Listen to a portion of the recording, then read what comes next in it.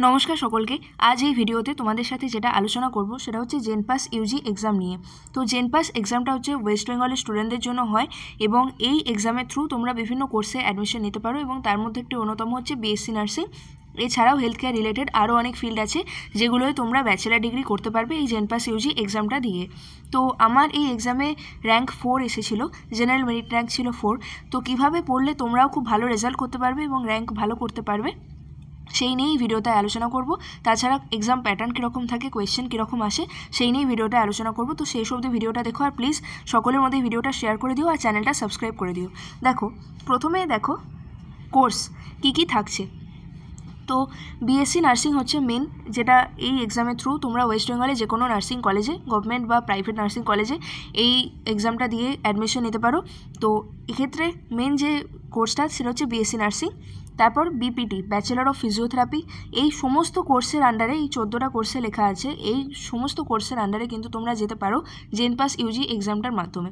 তারপরে bachelor of physiotherapy হলো BMLT, bachelor of medical laboratory technology, BSc CCT critical care technology, OTT মানে operation theatre technology, PT মানে perfusion technology, PA physician assistant, MMB medical microbiology, BVSO bachelor of vision sciences and optometry মানে এটা অপথ্যালমোলজির part, BHA bachelor in hospital administration, BOT bachelor of occupational therapy, then bachelor of radiology and imaging technique, then central sterilisation and infection control, then bachelor of respiratory therapy. তো এই এতগুলো কোর্সের আন্ডারে তোমরা যেতে পারো এই একটা মাত্র এক্সামের মাধ্যমে।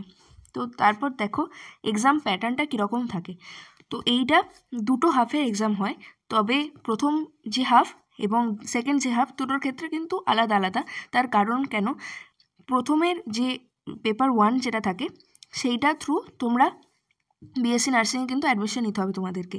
আর বাকি যে কোনো হসপিটাল অ্যাডমিনিস্ট্রেশনে যা কিছু তোমরা যদি যেতে চাও সেক্ষেত্রে তুমি সেকেন্ড পেপারটা দিতে পারো। যদি তোমাকে বিএসসি নার্সিংয়ে অ্যাডমিশন নিতে হয় তাহলে কিন্তু তোমাকে পেপার 1টা দিতেই হবে। দেখো candidates appearing in both paper 1 and paper 2 are eligible for both general merit rank as well as BHA merit rank. Such candidates will be considered for admission in all courses including BHA. Candidates appearing only in paper 1 are eligible for GMR only, যেটা হচ্ছে general merit rank.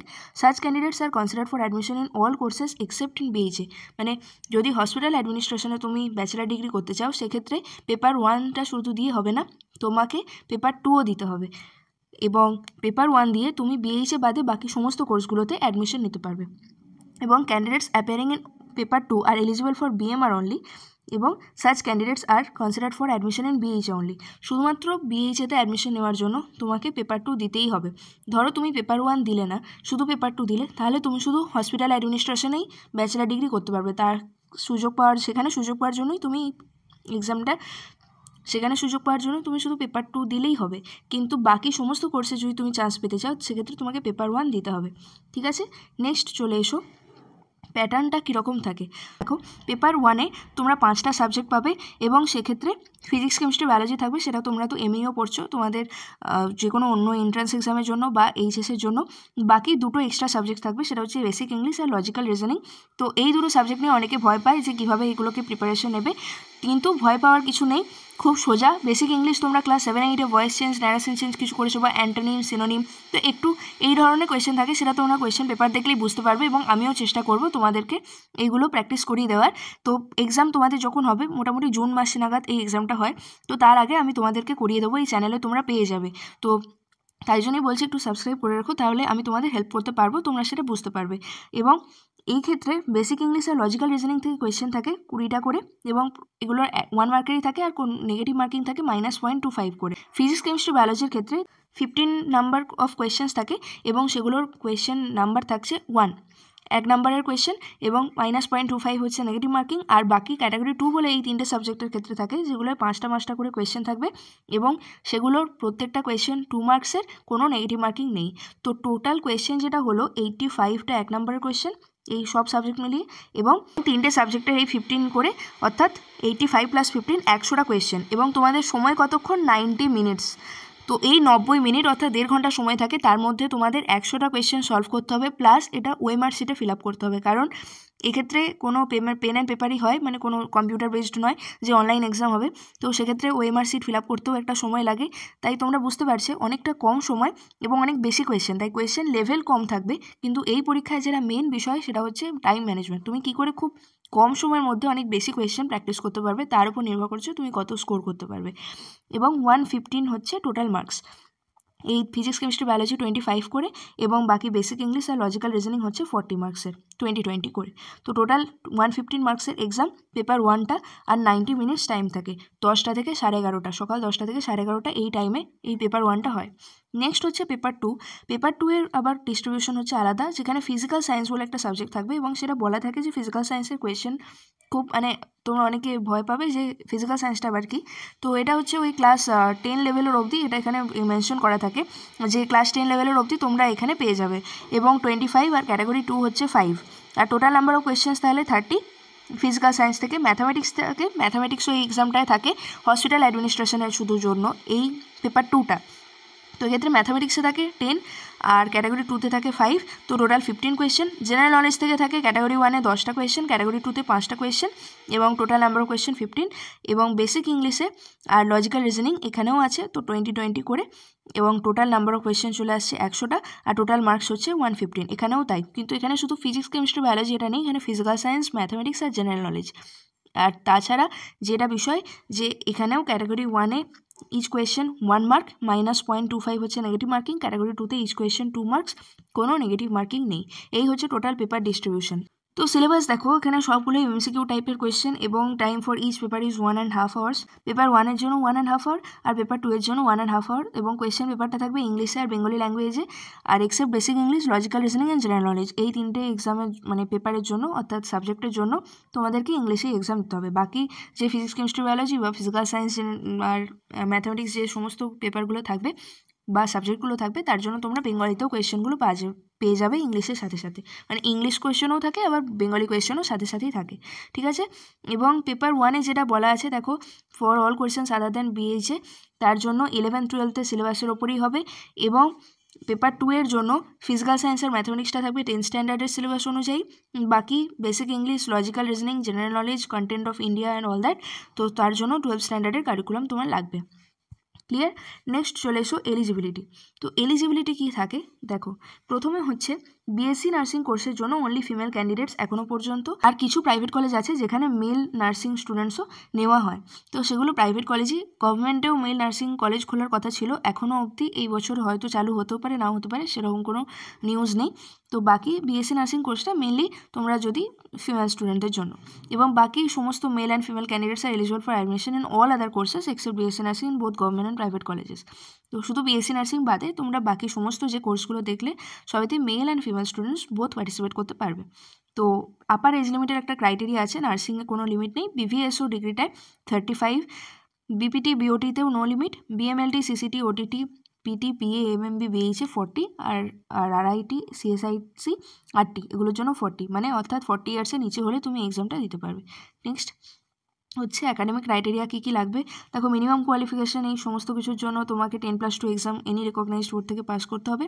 আর বাকি physics chemistry বায়োলজির জন্য এই criteria passing marks, physics chemistry biology ইংলিশের জন্য এইগুলো হচ্ছে criteria, যেগুলো তোমরা একটু দেখে নিও, বা চাইলে স্ক্রিনশটও তুলে নিতে পারো, বা ওয়েবসাইটে গেলেও তোমরা এগুলো দেখতে পাবে। এবং এই সমস্ত এক্সামগুলোর জন্য যেটা খুব ইম্পর্ট্যান্ট সেটা হচ্ছে ইংলিশে তোমাকে ইন 10+2 তোমাকে কিন্তু পাস করতে হবে। ইংলিশে যদি ফেল আসে তাহলে কিন্তু তোমরা এক্সামগুলো দিতে পারবে না, তো ইংলিশে অবশ্যই পাস করতে হবে। এখানে ইংলিশের উপর খুব জোর দেওয়া হয়, তার জন্যই পেপার 1 আর পেপার 2 দুটোর ক্ষেত্রে বেসিক ইংলিশের একটা করে সাবজেক্ট থাকছে। নেক্সট এসো প্রিপারেশন স্ট্র্যাটেজি। দেখো প্রিপারেশন তোমরা কিভাবে নিতে পারো, যেটা আমি বলবো যে যারা এইচএস দিচ্ছ বা যারা ড্রপার আছো তাদের ক্ষেত্রে সিলেবাস তো তোমরা জানোই, যা 11-12 সিলেবাস এখানে সেটা উল্লেখ করা আছে, এবং সেখান থেকেই আসে। এনসিইআরটি বেসডই কোয়েশ্চেন আসে, বা নিটের থেকেও কিছুটা লো লেভেলের কোয়েশ্চেন আসে। কিন্তু এখানের মূল বিষয় যেটা টাইম, তোমাদেরকে বারবার বলছি দেখো 90 মিনিটস টাইম, 1 ঘন্টা 30 মিনিট, তোমরা কখন শুরু হয়ে টাইম শেষ হয়ে যাবে বুঝতে পারবে না। তার মধ্যে অতগুলো কোয়েশ্চেন, 5টা subject plus OMR sheet fill up করতে হবে। তাই তোমাদের যেটা করতে হবে সেটা হচ্ছে রিগোরাস প্র্যাকটিস করতে হবে, কোয়েশ্চেন প্র্যাকটিস। তুমি খুব ইজি লেভেলের কোয়েশ্চেনই প্র্যাকটিস করো এই এক্সামটা ক্লিয়ার করার জন্য। কিন্তু তোমাকে এমসিকিউটা মানে টাইম ধরে প্র্যাকটিস করতে হবে, মানে খুব ইজিও আসে না কোয়েশ্চেন, কিন্তু তবু যেটা নর্মাল একটা ইজি টু মডারেট লেভেলের কোয়েশ্চেন আসে, যেগুলো তোমরা নিট লেভেলে প্র্যাকটিস করো সেই রকমেরই কোয়েশ্চেন আসে, এবং সেটাই তোমাকে এই অনেকটা কম সময়ের মধ্যে করতে হবে। তাই এই এক্সামটা ক্র্যাক করাও অনেক কঠিন হয়ে যায়, কারণ ওই টাইমের জন্য অনেকে মানে শুরু করে আর শেষ করতে পারে না, বা ওএমআর ফিল আপ করে শেষ করতে পারে না। তার জন্য ওই তোমাদের বাড়িতে যেটা করতে হবে যে কোয়েশ্চেন প্র্যাকটিস করো, সাথে সাথে তো ওএমআরে সেটা ফিল করার চেষ্টা করো আনসারটা, তাহলে অনেক বেশি তোমাদের প্র্যাকটিস হয়ে থাকবে। আর হচ্ছে সলভ পিওয়াইকিউস, যেটা প্রত্যেকটা এক্সামের জন্যই খুব ইম্পর্টেন্ট। সেটা কোয়েশ্চেন আগের ইয়ারের কোয়েশ্চেন না দেখলে তোমার কোনো আইডিয়াই তৈরি হবে না ওই এক্সামে কেমন কোয়েশ্চেন আসে, তাই এটা একটু প্র্যাকটিস করার চেষ্টা করো, ঠিক আছে। নেক্সট হচ্ছে হাউ আই সিকিউরড র্যাঙ্ক 4। দেখো, আমার জেনারেল মেরিট র্যাঙ্ক 4 এসেছিলো, এবং সেক্ষেত্রে আমি শুধু পেপার 1টাই দিয়েছিলাম, আমি বললাম পেপার 2টা দিইনি, এবং নিটের 1 মাসেরও বেশি সময় পরে এই এক্সামটা হয়েছিল, কারণ নিট মে মাসে হয় আর এটা জুনে হয়েছিল। তো সেই সময়ের মধ্যে কিছু পড়িনি আমি, আলাদা করে এই এক্সামের জন্য কোনো প্রিপারেশন ছিল না। এবং যেটা খুব মানে আমি পরে দেখেছি যে আমার লজিক্যাল রিজনিংয়ে 20/20 এসেছিলো, তার জন্য ওটা একটা খুব ভাইটাল বিষয়। লজিক্যাল রিজনিং আর ইংলিশ হচ্ছে মার্কস তোলার জায়গা। অনেকে খুব ভয় পায় যে ওই দুটো পরে করবে রে বলে রেখে দেয়, আগে ফিজিক্স কেমিস্ট্রি বায়োলজি করতে যায়, কিন্তু ওটা করো না। এই লজিক্যাল রিজনিং আর ইংলিশ এই দুটো হচ্ছেই মার্কস তোলার জায়গা। তো যেহেতু ওখানে 20 আর ইংলিশও বোধহয় 17 বা 18 পেয়েছিলাম আউট অফ 20, এবং বাকি তাই বায়োলজি, কেমিস্ট্রি আর ফিজিক্স এইভাবে আমি সলভ করেছিলাম। আমার কোয়েশ্চেন পেপার অ্যাটেম্পটিং স্ট্র্যাটেজি যেটা ছিল, প্রথমে আমি লজিক্যাল রিজনিং করেছিলাম, তারপরে করেছিলাম ইংলিশ, তারপরে বায়োলজি, কেমিস্ট্রি, এবং শেষে আমি ফিজিক্স করেছিলাম। তো টোটাল পেপারে আমি কোয়েশ্চেন খুব একটা ছাড়িনি, বোধহয় ফিজিক্সে 2টো কোয়েশ্চেন ছেড়েছিলাম আর কেমিস্ট্রিতে একটা, এরকম কিছু একটা করেছিলাম, আমার এখন অতটা মনে নেই। তবে এই হচ্ছে টোটাল আমার পেপার অ্যাটেম্পটিং স্ট্র্যাটেজি। আমি 100টার মধ্যে 97টা কোয়েশ্চেন অ্যাটেম্প করেছিলাম। তাই এটা গিয়ে তোমরাও এরকম র্যাঙ্ক করতে পারো এবং খুব ভালো একটা রেজাল্ট করতে পারো। দেখো, খুব বেশি এর জন্য আলাদা করে প্রিপারেশন নেওয়ার দরকার পড়ে না। আমি বলছি যেটা দরকার সেটা হচ্ছে ওই ওএমআর ফিল আপ করাটা এবং খুব কম সময়ের মধ্যে অনেক বেশি কোয়েশ্চেন প্র্যাকটিস করাটা, এটাই দরকার। তাহলে তোমরা খুব ভালো র্যাঙ্ক করতে পারবে এবং ভালো করে এক্সামটা ক্লিয়ার করতে পারবে, এটাই হচ্ছে বিষয়। তো আমি মোটামুটি সবই কভার করার চেষ্টা করলাম।